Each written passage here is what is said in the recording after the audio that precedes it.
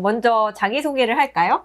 저는 최송희 목사입니다. 안녕하세요. 저는 김은정 박사입니다. 오늘 우리가 신마리아, 박에스더, 김베세 세 여성에 대해 이야기할 텐데요. 오늘 이야기의 제목이 신박한 김씨 자매예요.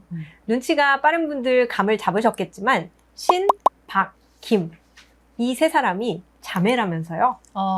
네, 맞아요. 초기 한국교회 역사에서 굉장히 특별한 자매인데요. 한 명은 근대식 여학교 교사가 되었고, 또 한 명은 근대병원의 의사, 또 막내는 간호사가 되었어요. 근데 이름을 보아서 알다시피 이게 서양 선교사의 영향을 받았다는 거. 네. 그래서 에스더, 마리아, 베세 이렇게 되는 거죠. 베세는 베시.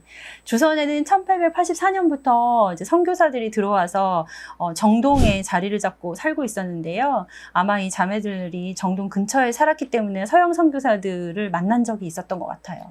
아무래도 그 셋 중에 제일 알려진 사람은 박에스더예요. 박에스더는 우리나라 역사상 최초로 서양 의학을 공부하고 의사가 된 신여성이에요. 얼마 전까지 서대문의 돈이문 박물관에서 박에스더를 주제로 전시를 했었는데 엊그제 다시 한번 가보니까 지금은 다른 전시로 바뀌었더라고요.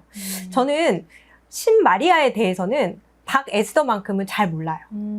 그러니까 박에스더는 요새는 좀 많이 알려진 것 같더라고요. 근데 네네. 신마리아는 처음에 어떻게 기독교를 접하고 세례를 받고 이름을 그렇게 지었는지에 대해서 잘 알려지지 않았어요. 그런데 세례명이 김마리아거든요. 그래서 아마 결혼 전에 세례를 받고 결혼을 한 후에 남편의 성을 따라서 신마리아로 바꿨을 거다. 이렇게 지금 추측을 하고 있고요. 네네. 에스더가 이화학당에 들어간 해가 1886년인데 그때가 바로 막내 베세가 태어난 해예요.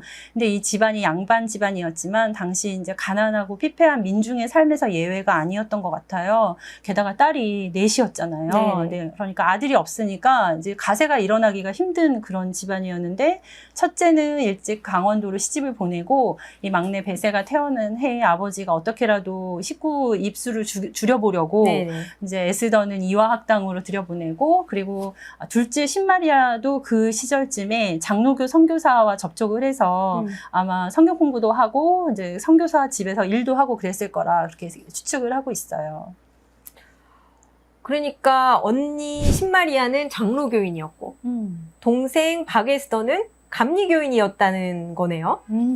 김점동이었던 이 셋째 딸이 세례를 받고 김에스더가 되고 다시 박여선이라는 사람이랑 결혼해서 박에스더가 된 거잖아요.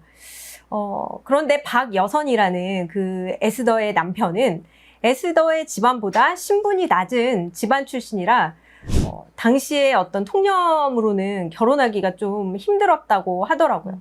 그런데 선교사들이 양반 남편보다는 기독교인 남편이 낫지 않겠냐 이렇게 설득을 해서 둘이 결혼을 했다고 알고 있어요. 신마리아도 그럼 기독교인하고 결혼을 했나요? 아니에요. 신마리아는 이제 17살에 신마리아도 에스더도 결혼한 나이는 또 비슷해요. 그런데 기독교인이 아니라 양반 남편하고 결혼을 했어요.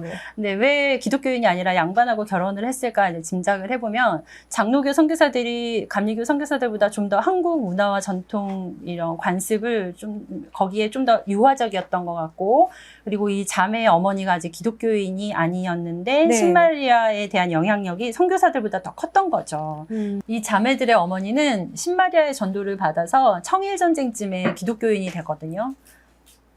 그러면 그 정동에는 감리교가 운영하는 이화학당이 있었고 박에스더는 그 학교를 다녔고요. 그러면 언니 신마리아는 정동에 있던 장로교 여학교를 다녔나요?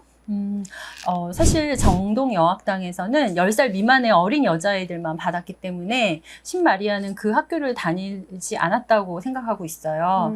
그 대신에 그 헤론 부인이 먼저 그 자기 주변에 모여드는 조선 여성들을 모아서 성경 공부반을 만들었는데 거기에 신마리아가 있었어요. 그러니까 헤론 부인은 그 다음에 온 여성교사들하고 이렇게 잘 연결이 안 되고 원산으로 이제 이주를 해서 거기 새로운 선교지부를 개척을 하거든요.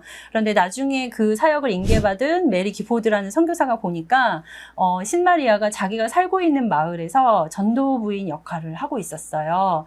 그래서 이제 자기가 이게 믿을 만한 여성인가, 왜냐하면 한번 전도 부인에게 이게 신뢰를 잃는 그런 경험을 했기 때문에 한국 여성들을 쉽사리 믿지 않고 신마리아가 잘하고 있나 이렇게 지켜보고 있었어요.